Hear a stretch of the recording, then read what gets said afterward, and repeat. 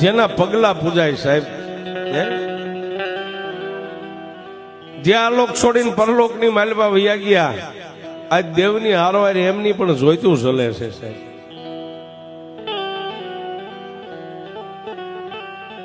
ધના આપવાની જોઈ આજની તારીખમાં ઝળહળતી જોઈ છે.